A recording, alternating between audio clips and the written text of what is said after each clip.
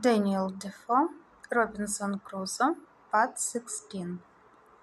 But it is impossible to describe the horrid noises and hideous cries and howlings that were raised as well upon the edge of the shore as higher within the country, upon the noise of report of the gun, a thing I have some reason to believe those creatures had never heard before.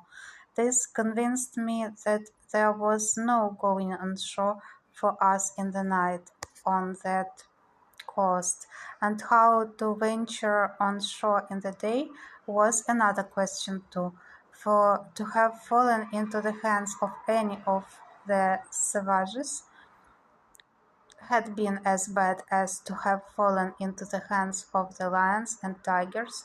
At least we were equally apprehensive of the danger of it. Be that as it would, we were obliged to go on shore somewhere or other for water, for we hadn't a pint left in the boat. When and where to get to it was the point.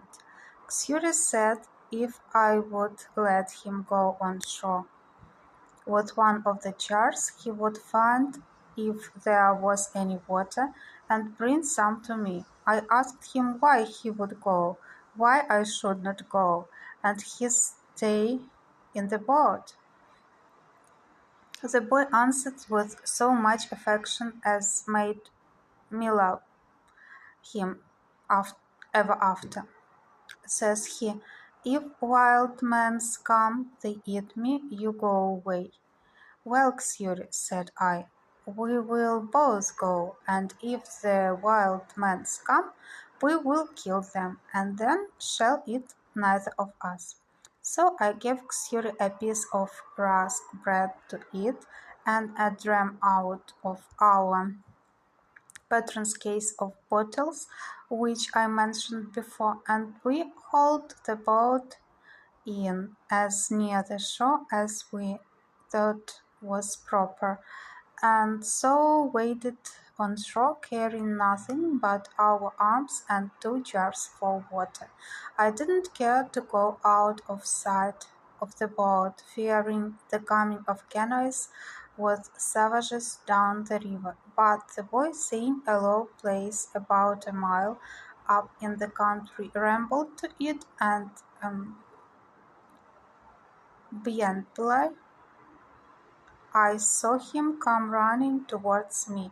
I thought he was pursued by some savage, or frightened with some wild beast, and I ran forward towards him to help him.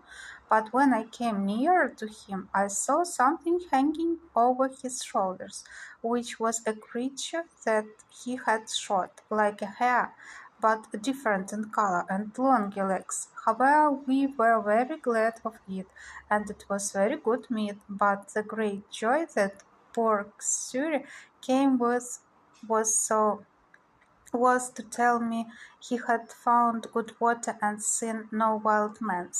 But we found afterwards that we need not take such pains for water, for a little higher up the creek where we were, we found the water fresh when the tide was out, which flowed but a little way up, so we filled our jars and feasted on the hare he had killed, and prepared to go on our way, having seen no footsteps of any human creature in that part of the country. As I had been one voyage to this coast before, I knew very well that the islands of the Canaries and the Cape de Verde Islands also lay not far off from the coast.